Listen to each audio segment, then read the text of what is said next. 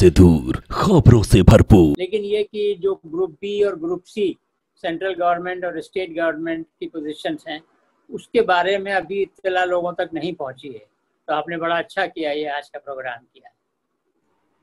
मैं वही जानना चाह रहा हूं सर, जब एक लोगों को पता चला तो एक आईएएस जब इंफॉर्मेशन आई भी आज़ादी के 50-60 साल बाद, तो आईएएस के बारे में अवेयरनेस आई, बाकी सर्विसेज के बारे में अवेयरनेस क्यों नहीं आई, और वो कौन कौन सी सर्विसेज हैं जिनके बारे में अवेयरनेस की ज़रूरत है? हाँ, कौन सी सर्विसेज हैं वो मैं आपको अभी अर्ज कर देता हूँ। मैंने उसके लिए एक कुछ स्लाइड्स बना रखी हैं। मैं पावर पॉइंट प्रेजेंटेशन अपना लेता हूँ ताकि आपके ज़रिए ये बात पूरी तरह से लोगों तक अच्छी तरह से पहुँच जाए। तो जाहिर है लिमिटेड टाइम है, उसमें जो भी मुमकिन होगा तो इंशाल्लाह हम करने की कोशिश कर रहे हैं। 1 मिनट में मैं अपना प्रेजेंटेशन लेता हूँ। ये एक आपने चूँकि मुझे फरमा दिया था तो मैंने ये एक बना लिया है थोड़ा सा। Competitive examination other than UPSC civil services examination जो होते हैं, उसके अलावा हुकूमत में मरकज़ी लेवल पे और सूबाई सतह के ऊपर क्या क्या और एवेन्यूज़ हैं, उसमें मैं आपको ये अर्ज़ करूं कि आप अपने जो सामीन हैं उनसे ये फरमाएं कि zakatindia.org ये हमारी वेबसाइट है, नीचे लिखा हुआ है, इस पे जाएं और होम पेज पर ही ये जो चार्ट सा एक बना हुआ है, एक फिगर आइकॉन बना हुआ है, इस पे जाएंगे तो इसमें आप देखेंगे ये है यूपीएससी स्टाफ सिलेक्शन कमीशन और उसके बाद 8 सूबे और दिए हुए हैं। तो ये 8 सूबे plus staff selection commission UPSC, इसमें से जो भी बटन दबाएंगे उसकी सारी तफसील उसमें मौजूद है। ये करीब 4-5 घंटे का प्रोग्राम हमने किया था 14 जून को, तो उसी को रिकॉर्ड करके अपलोड कर दिया है। तो ये तो बात पूरी हो गई, लेकिन मैं मुख्तसरन आपको आज अर्ज भी कर देता हूँ। जो सेंट्रल गवर्नमेंट के पोजीशंस होती हैं, जितने भी मिनिस्ट्री में आप जाएं, मिनिस्टरों के यहाँ जाएं, ऑफिसर्स के यहाँ जाएं, तो उसमें टॉप पे तो एक बंदा बैठा हुआ है, लेकिन उसकी हेल्प करने के लिए नीचे बहुत से लोग बैठे होते हैं ग्रुप बी और ग्रुप सी के। वो जो सिलेक्शंस होते हैं ग्रुप बी और सी के सेंट्रल गवर्नमेंट के, वो स्टाफ सिलेक्शन कमीशन एक बॉडी है गवर्नमेंट ऑफ इंडिया की, वो करती है। उसमें जो एग्जामिनेशन होते हैं वो मुख्तसरन मैं आपको अर्ज कर देता हूँ। उसका जो मेन एग्जामिनेशन है वो है कंबाइंड ग्रेजुएट लेवल एग्जामिनेशन, उसको शॉर्ट में CGL कहते हैं, कंबाइंड ग्रेजुएट लेवल एग्जामिनेशन। उसमें कौन कौन सी पोस्टें होती हैं ये थोड़ा सा आइडिया आपको दे देता हूँ मैं। इसमें जैसे असिस्टेंट ऑडिट ऑफिसर है, कंट्रोलर एंड ऑडिटर जनरल के दफ्तर में पूरे इंडिया में पोस्टिंग्स होती हैं। असिस्टेंट अकाउंट ऑफिसर है, असिस्टेंट सेक्शन ऑफिसर है मिनिस्ट्री ऑफ एक्सटर्नल अफेयर्स में, असिस्टेंट एनफोर्समेंट ऑफिसर है डायरेक्टरेट ऑफ एनफोर्समेंट में, डिपार्टमेंट ऑफ रेवेन्यू में। देन इनकम टैक्स इंस्पेक्टर है और सेंट्रल एक्साइज और कस्टम्स का इंस्पेक्टर होता है।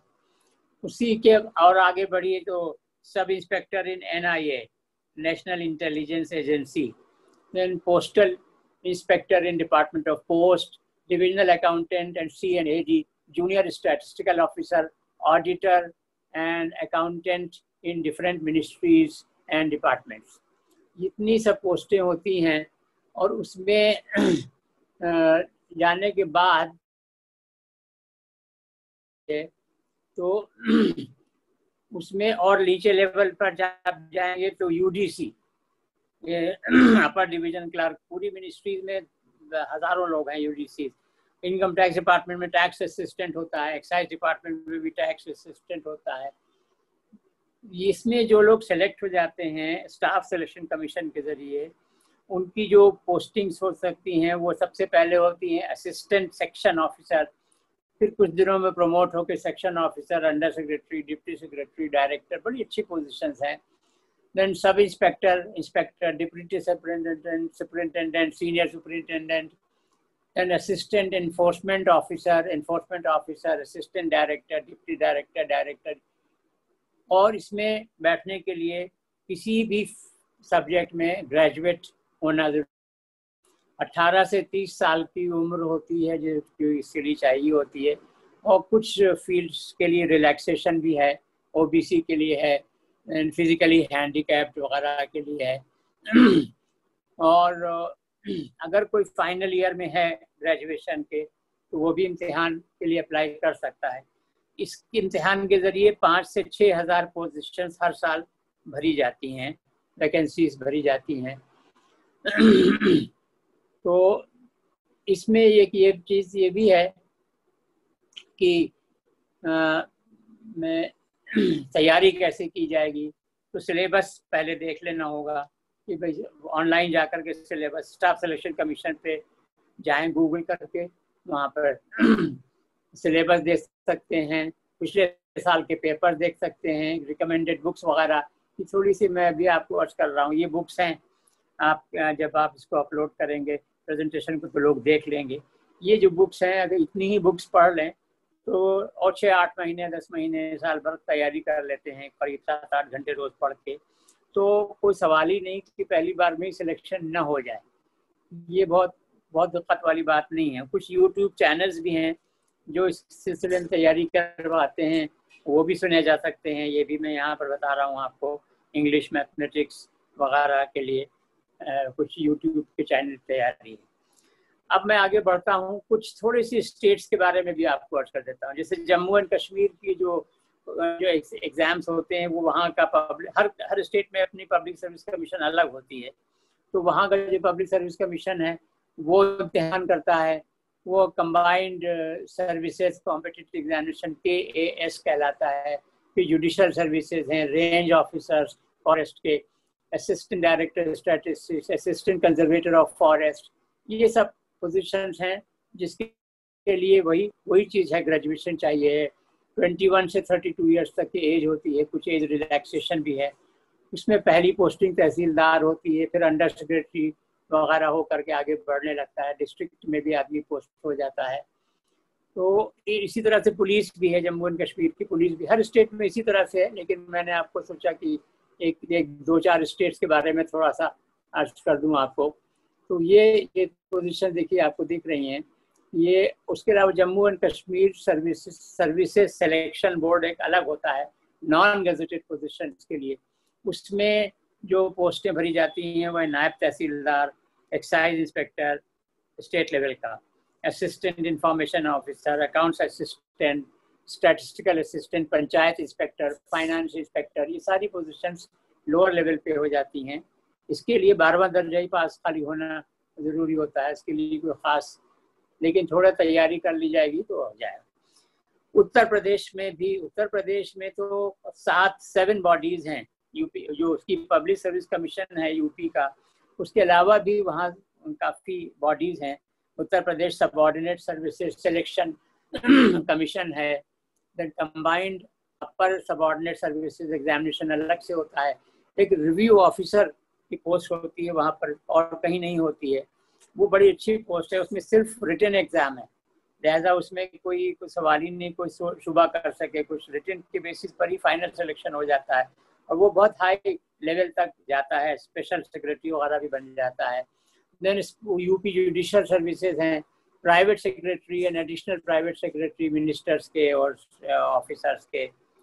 Then deputy collector, deputy superintendent of police, assistant commercial tax officer, treasury officer, नायब तहसीलदार, इसके लिए भी ग्रेजुएशन की ज़रूरत होती है। 21 से 40 साल तक की इसमें उम्र होती है।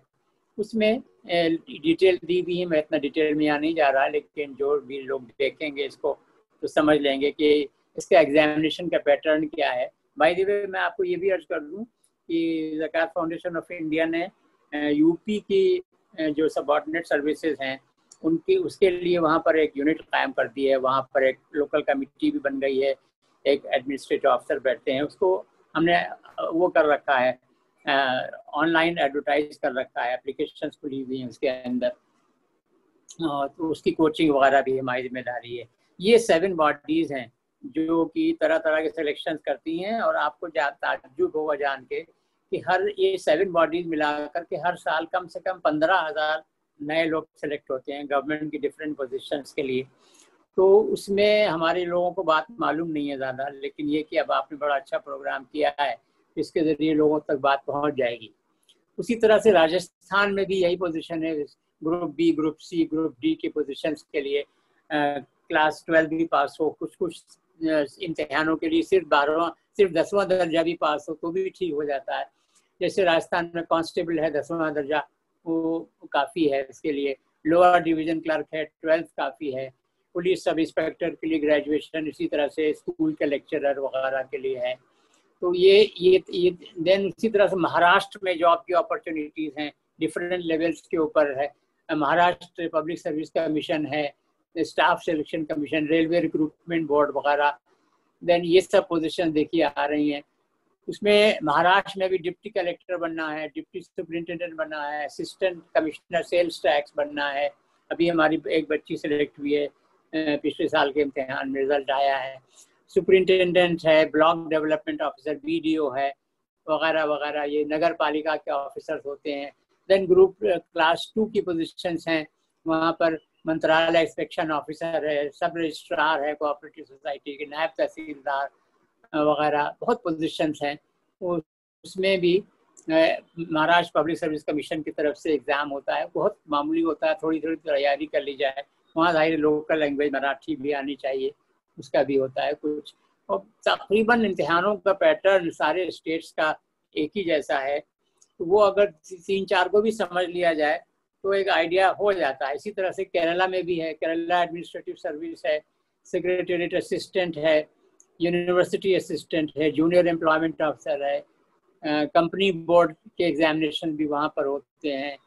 वो उसमें भी वही 21 से लेके 32 साल तक की उम्र है और बहुत अच्छी पोजीशंस होती हैं। कर्नाटक में भी ये इसी तरह से, वहाँ भी कर्नाटक एडमिनिस्ट्रेटिव सर्विस है, DSP, assistant commissioner, commercial tax officer वगैरह वगैरह, वही ग्रेजुएशन लेवल है, वही तीन लेवल पे एग्जामिनेशन होता है। कुछ लोअर पोजीशन जो हैं सेकेंड डिवीजन असिस्टेंट वगैरह के लिए, जूनियर असिस्टेंट के लिए, उसमें 12वां दर्जा या डिप्लोमा ITI भी चल जाता है। ग्रुप बी के पोजीशंस भी हैं, असिस्टेंट FDA है, असिस्टेंट हॉर्टिकल्चर ऑफिसर वगैरह है। तो ये थोड़ी सी आइडिया मैंने कहा कि मैं आपको दे दूं।